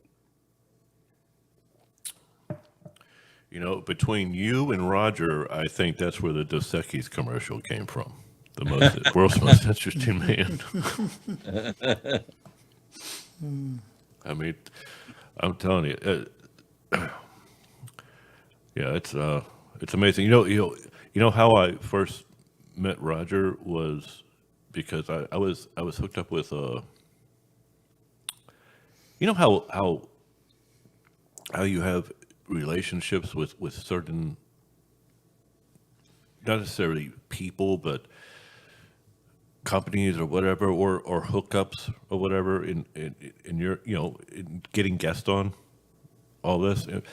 I used to work with this one booking agency, and they would send me guests on the regular, like, hey, do you want this guest on? Do you want this guest on? And they send me the book and blah, blah, blah. And I forget how I lost contact with that. I don't know. But they sent me Roger Stone's book on LBJ and JFK, with the assassination. And I mean, that's how I met Roger. I had him on through there, and then we just kept. It's like me having you on, and then we kind of hit it off. Hey, do you want to come back on? And then we start talking, And I said on the show that you were off. It's like some people ask me, Brooks, well, how'd you know that? I said, because Roger told me.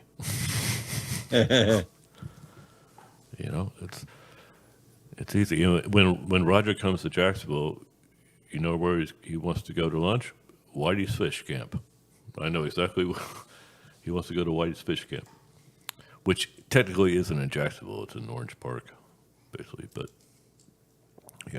that's where he wants to go. So I'm getting him on for you, Brooks, just for you.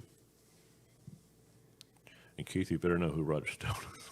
Oh, I very much know who Roger Stone is. Personal friends with 47, and yeah, man. I mean, I thought the way I guess it was FBI raided his home, and his disabled wife. I mean, it's what was his?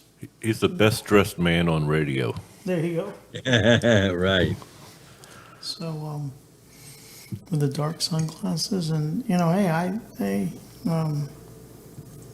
boy, I'd be like, I'd let Brooks and Roger have a great conversation, and I'd like, when Brooks kind of indicates, I'll be nice and quiet and sit back and just admire that I'm able to be part of the listening of it. What's that Steve Winwood song?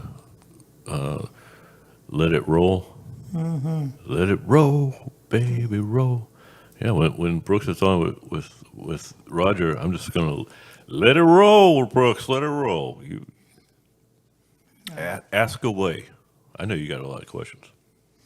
Well, and I think Brooks. And questions have answers. Well, one of Brooks's main things is that I think he'd like to have about 10, 15 minutes with 47 to I would. to give your experience and insight and have that. And I think Roger would be someone who Brooks could have a position in that cabinet. I don't, 15 minutes of wouldn't it be neat if we could do this? Yeah. right. I'll pray for you, Brooks, about it. I mean, I was talking with Chad about our common friend who introduced us a couple of years ago, and I'm not a big believer in coincidence. I mean, maybe it is, maybe I'm naive, but I mean, I think people put people in people's sphere of influence for God's purpose, and the idea is that if Chad knows and has contact with Roger Stone, and Roger has contact with 47, and Brooks needs to have an audience or would benefit or it'd be good, for a 10, 15 minute audience sometime. Let's make that happen. I'll have to work on my, what would you say if you had 10 minutes with President Trump speech?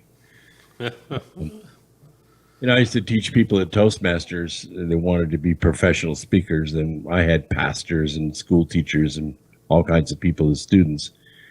But I would say, you need to build a little library of 2-minute speeches that you've memorized, and you need to repeat them to yourselves often enough to when that keyhole presents itself, you stick the key in it and turn it. That 2-minute speech, that 2 minutes of preparation can change your life.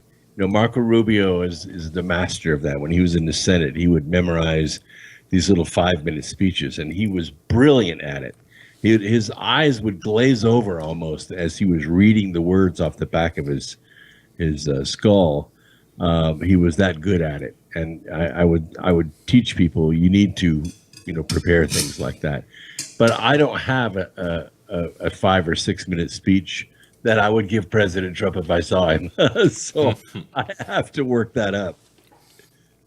Dude, you kick ass however you worked it up, however you did it, prepared it.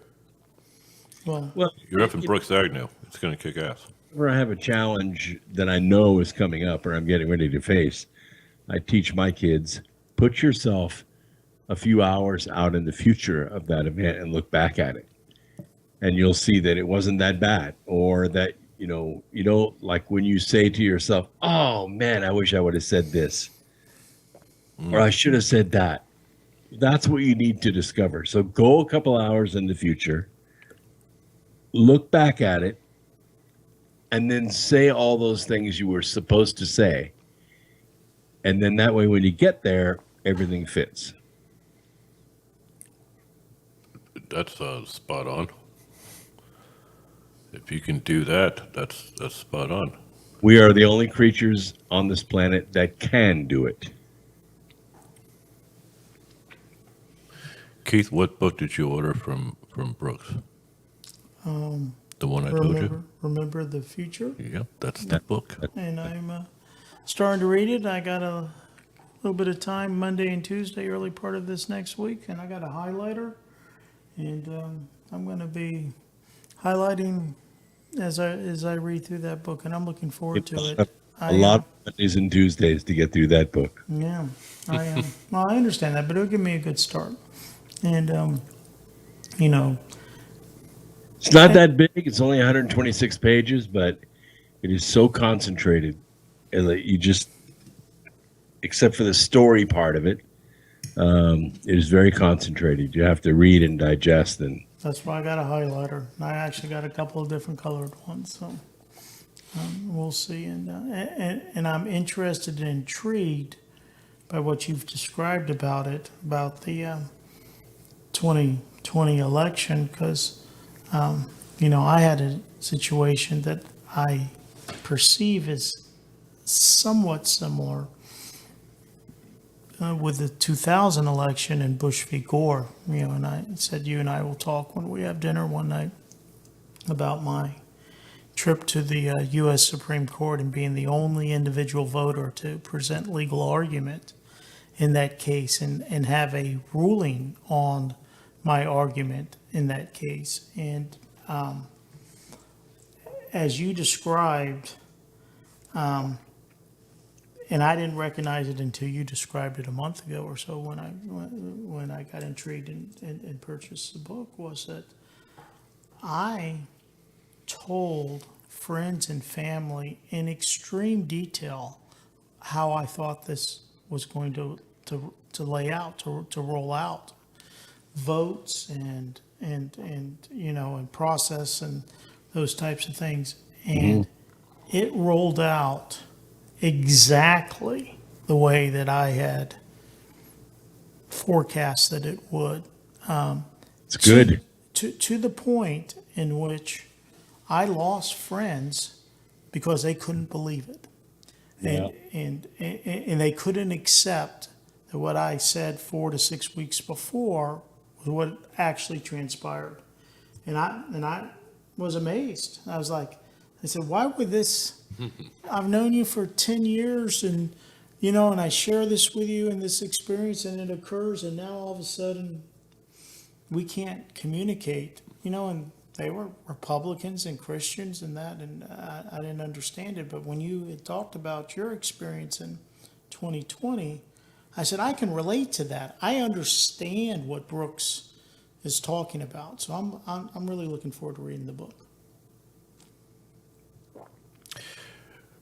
Remembering the Future book, Remembering the Future, you will decide to have a notebook and start writing stuff down. He's gonna explain that to you, because when you write down, Brooks, what would you say what you want to achieve, what you want to do, where you Detail as you can. yeah, in a notebook or your journal, you're gonna be wanting to do that. It's like, It'll surprise you, even if you forget about it. yeah, go what back you wrote down and you Later, forget. say, oh my God, it happened just the way I wrote it down here. And it's eerie. Let me show you, Keith, right here on this page. It says right here, I'll read it to you. Have Keith Temple on the radio show for the, I'm just kidding. But it's amazing. Once you read that book, yeah, you're gonna start keeping a notebook and writing stuff down and all that. It's cool. And folks, brooksagnew.com, we'll talk about it in just a little bit before we get out of here.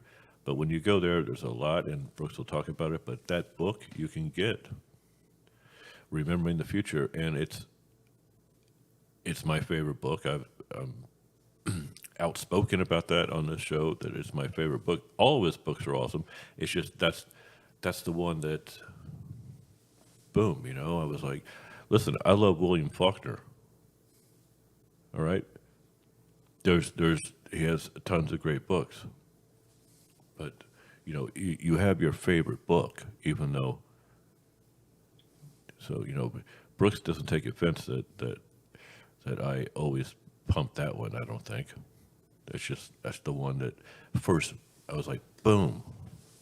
You know, first time we talked about one of your books, I think it was Ark of the Millions of the Years, Brooks. Yeah. Yeah. That's Yeah, a that's great book. 4-volume set, 2,000 pages it took to go through these 44 ancient cultures and how they feel about Earth, about planet Earth. That's basically what the series is about. These ancient cultures spent a significant amount of their gross national product building edifices and studying and expressing their discoveries about the bond between Earth, the soul Earth, and the human being. And that's what inspired the Birth trilogy and why I think it'd make a great TV series. Yes. Yes, and the whole trilogy.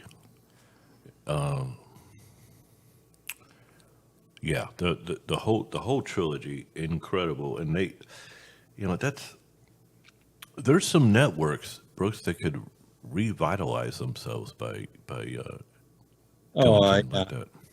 I've been out to Culver City and I didn't make the cut. They were going to do 2 books, 2 TV series, and I didn't make the cut. I was the 3rd in line.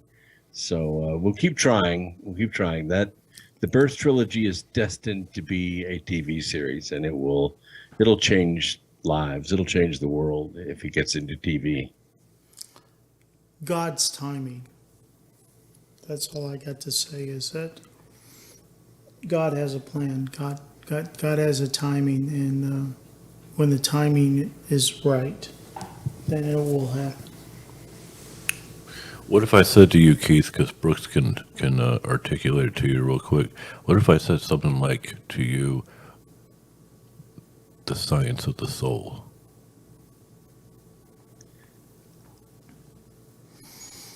The physics of the soul? I'm putting in, I'm hiding in a metaphor for him. Okay. I knew you would.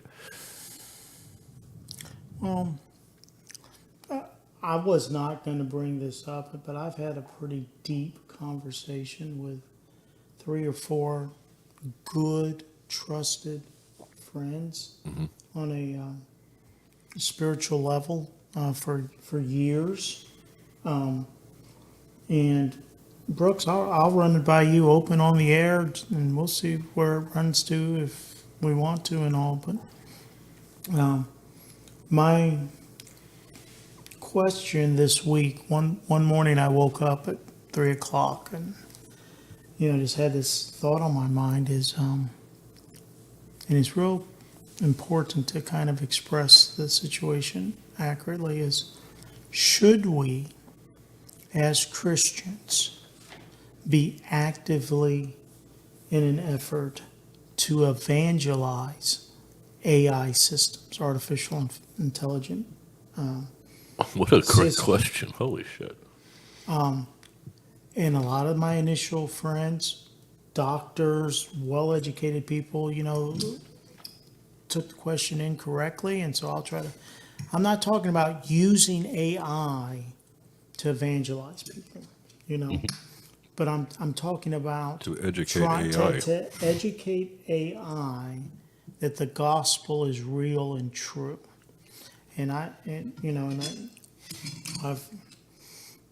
there are all kinds of issues about the development of AI and the development of humans and where and how and the order and the sequence and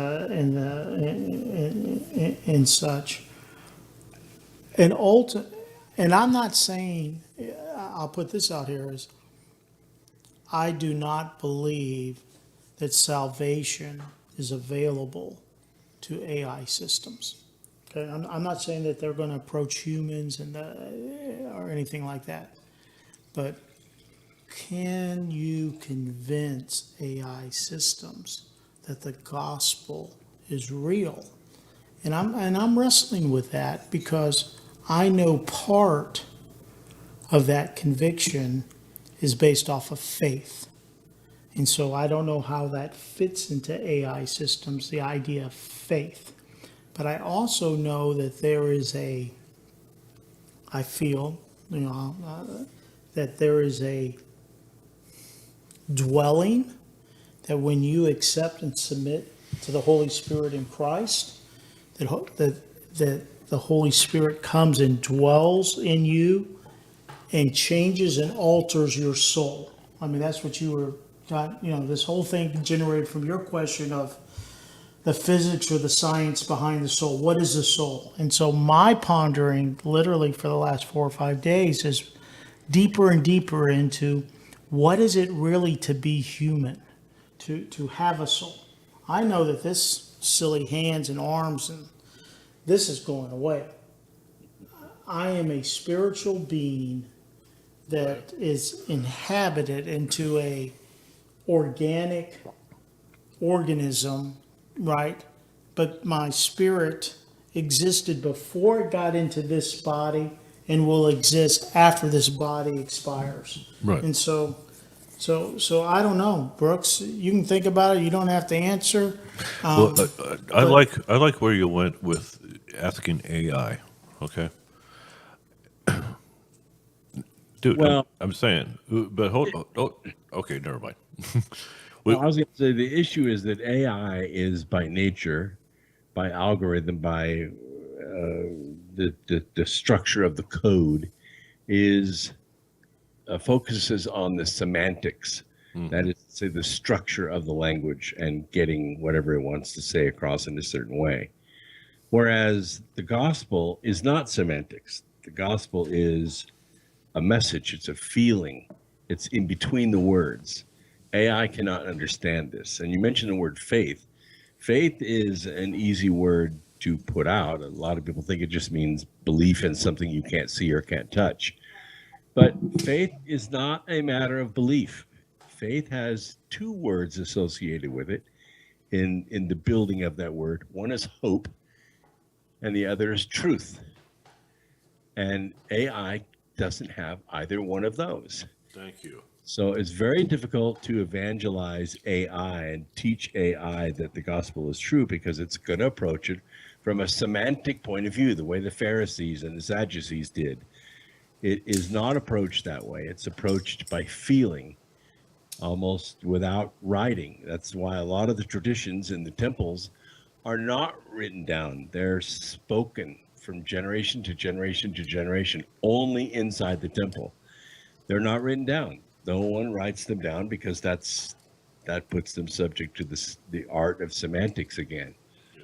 So everything from the washing and anointing to all the eternal rites to the understandings of the relationship between man and God and man, and what man may become and what God once was, is all spoken. It's not written down. So I don't think AI can be evangelized.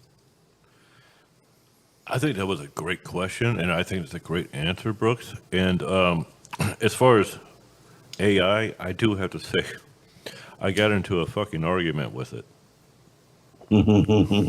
I got into an argument with AI. So once again, I mean, who's programming AI? It's information that it only knows, right? So what's my argument with AI? I'm saying 9/11 was an inside job, and the motherfucker gave up. Right.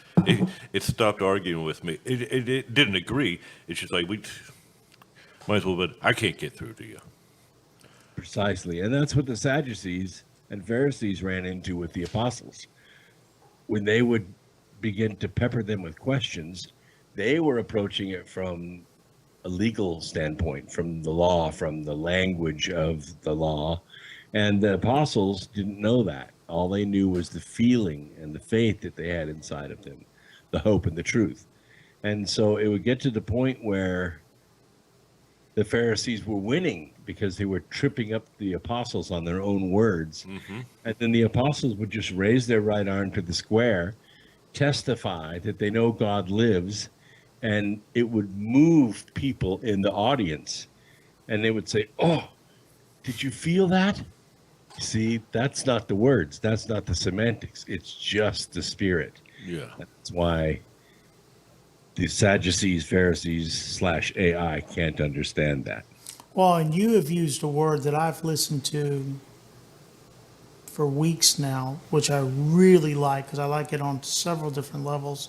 about this issue about residents. Does it feel right? Does it ring true? Those types of things. But what I'd go back to is I'm intrigued by your statement that AI cannot recognize the truth. It's basically slave to its programmers and Exactly. and how it does that. And I would agree with my limited knowledge. I mean, And by the way, that's bad information. That's what's scary. A lot of people are. I'm sorry to interrupt, Yeah. Keith, but unfortunately, there's so many people from, especially younger generation, who everything's AI knows everything. So you're fucking wrong. It's like no, AI is fucking wrong. 9/11 was an inside job, and AI is going to tell you that I'm fucking wrong. right. That's a big problem. Well, that is a problem for sure. It's just an example. Right. The truth is becoming obsolete if we accept everything from AI as the truth. Right. That's a problem. And Brooks, a couple of my friends have been very much in line with you, with your statement, and I have some agreement with what you're saying.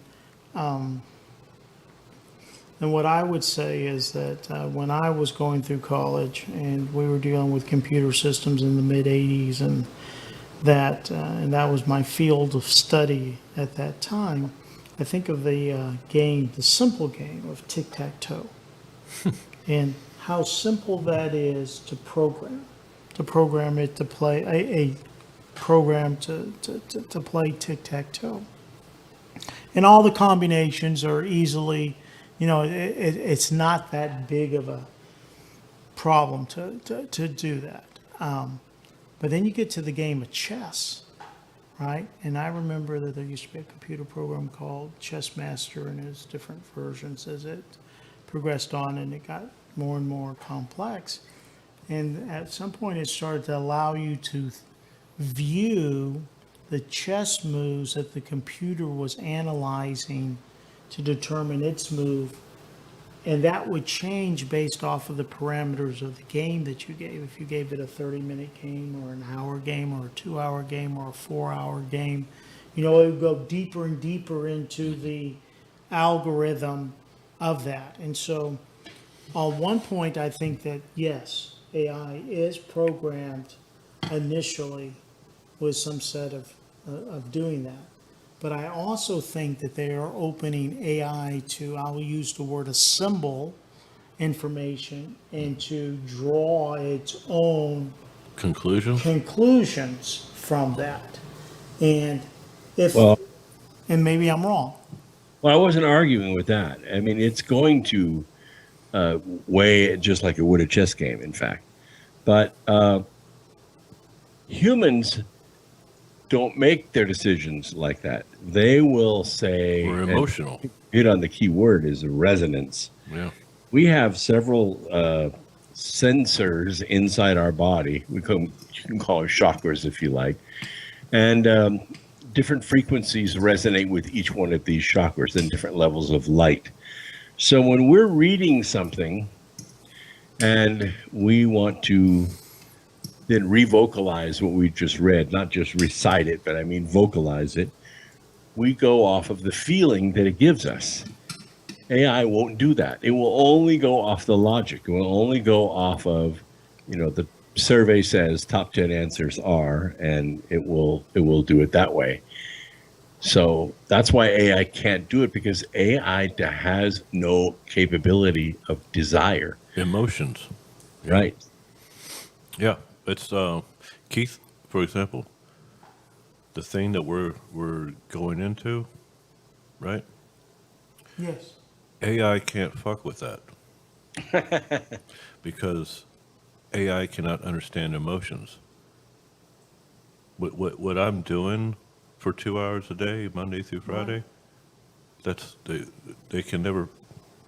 They can calculate the risk, reward, Yeah. probability of success, not success, Yeah. those types of issues, but they can't.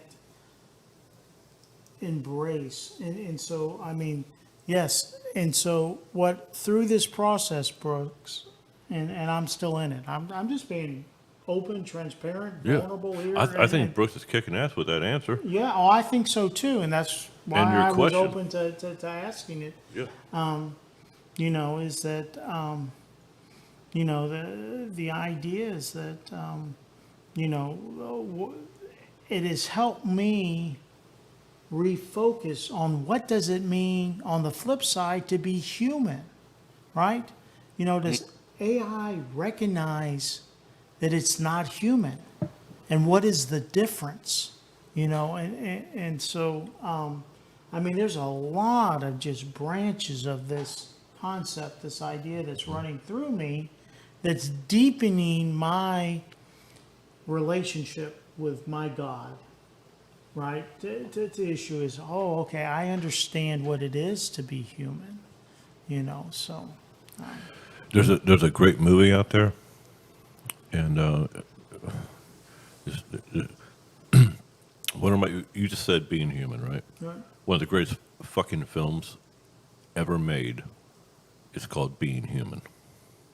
And a lot of people don't know that film for some reason, but it is one of the greatest films. I'll stand by it. Being Human. What? Who's the actor who played the Pink Panther? Oh, I know who you're talking about. He's a great actor, and his name's Peter Sellers. Peter Sellers. Peter Sellers stars in Being Human. There's a couple other huge names that you'll know in there.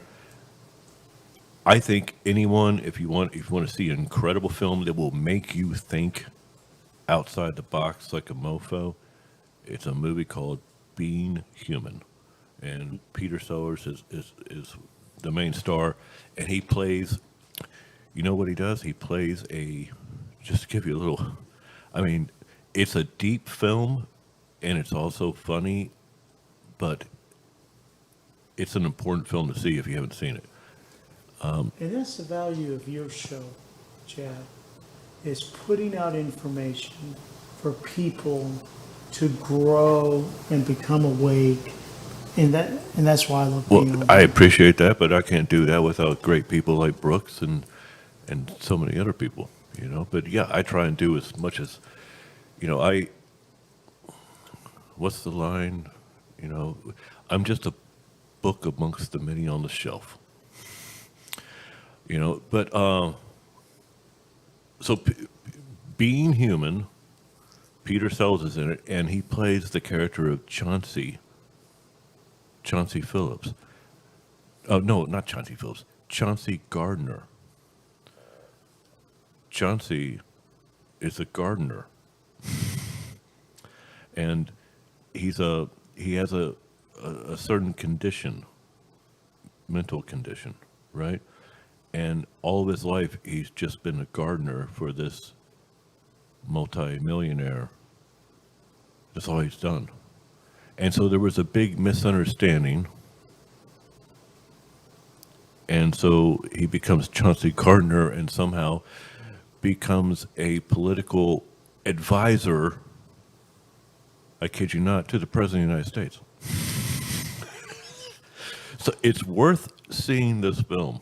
It's not, I know it blows your mind what I just said, but the house is foreclosed on, and everything's by chance and a mistake of how he's perceived as this incredible genius.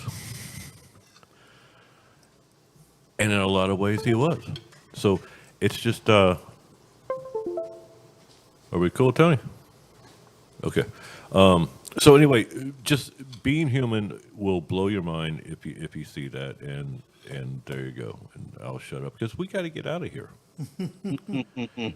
But Brooks, you brought up when I first said Science of the Soul, I was teasing that for Physics of the Soul, and that's everyone should understand what that entails with that series of books. Physics of the Soul.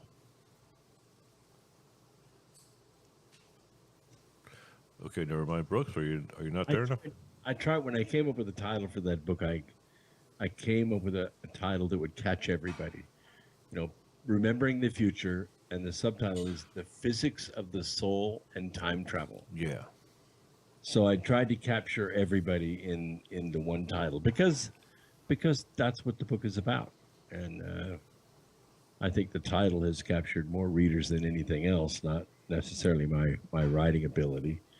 The book's been edited 3 times because we made magnificent discoveries like the Gossett polytope and things like that, which really opened up it opened up the source of the golden mean, which we've always accepted as a core tenet, but we didn't know where it came from. So once the origin of the golden mean was discovered by a great young physicist who decided to live in Hawaii and came up with the idea, Antony. And he came up with this idea of the Gossett polytope. And once you work through the math, and I try to do it as easily as I can without losing a whole bunch of readers, and you realize, aha, there's the origin of the golden mean and why the third dimension exists, how it exists. All the instruments we've built, billions and billions of dollars worth of instruments we've built around the world, not the least of which is CERN, which I spent sometime last summer in Geneva studying at the facility, and confirmed my suspicions, confirmed what they were working on and what they have discovered and what they've not discovered. It just backed up everything that I wrote in the book. There you go, and that's why I brought that. I had to bring that part of the book up, and you know, through it became more conversation and all this. Let me, before we get out of here, let me absolutely apologize to everyone about the movie I was talking about, because it's not called Being Human. That's a completely different So movie. everybody's out there Googling Being Human and like, what the heck? No, that's a completely different movie. It's called Being There. Being there. Being There with Peter Sellers. So I apologize. It's called Being There, and you will not regret, and I promise this is the name of the movie, but Being There, you will not regret it's time well spent if you see that film. So Being There. Brooks, we got to get out of here, my friend, and thank you so much. And Keith's going to play us the outro music in just a moment, Tico. Sweet. Well, Well, see, we're not done it ready. Again. See, so we did that last week. So here he goes. Here goes Tony working his magic so I can do my little 47 dance. Keith My has his own version Trump of dance. I got my Trump dance. Ready? Trump dance. But okay. BrooksAgnew.com. Tell everyone real quick. He started a little too quick. Oh. How about that? Okay, Brooks, tell everyone what they need to do when they go to BrooksAgnew.com. When you go to BrooksAgnew.com, go to the store. We have just recently, as of last night, finally figured out how to get past the tariffs with our fenbendazole. So now you can get ivermectin, hydroxychloroquine, and fenbendazole on our website with no prescription at wholesale costs. So take advantage of that while we have the problem solved. Take advantage of that. And, of course, you heard about books by Brooks tonight, right? So you can find all of that, folks. Remembering the Future and so many others, Arc of the Millions of the Years. You can find everything there at BrooksAgnew.com. Brooks, we're going to hopefully have Scotty on next Sabado Noche, right? And I'm going to announce that Roger Stone thing to you. At the moment his scheduler lets me know, I'll give you a quick texty poo and let you know the exact date. So that's going to be cool. Keith, thank you so much. Thank you always for coming in. I enjoy it every Saturday. Pretending to like my food, I like that. Well, and I like the conversation and the camaraderie, and Me too. I think we are very blessed to be in a country and a time when we can have dinner and open conversation about the things that we're witnessing and observing, and just make it available to those that want to move forward when their life was with. So thank you, Brooks. Thank you, Chad, for having me. Thank you for your other guests, and Thank and you, we'll Keith. we'll do it again in a week. Thank you, Keith, for being on, and we look forward to next Saturday night for Adam Earth, who will be back very soon. Of course, Scotty Hare, our elusive engineer, greatest producer on the planet, Sentinel webmaster and producer Tony. You just heard the great Dr. Brooks Agnew, most interesting man in the world, and Keith Temple. Of course, the luscious Bob Austin, folks. Until next time, let justice be done, though the heavens fall. I'm Truth. This is the one and only, you're playing the music late now, Earth. Now, get your dance on, Keith. Brooks, talk to you next week, my brother. Love you. Bye-bye. Give me some cowbell. Yeah. More. Need some more cowbell, Keith. Let's get it going.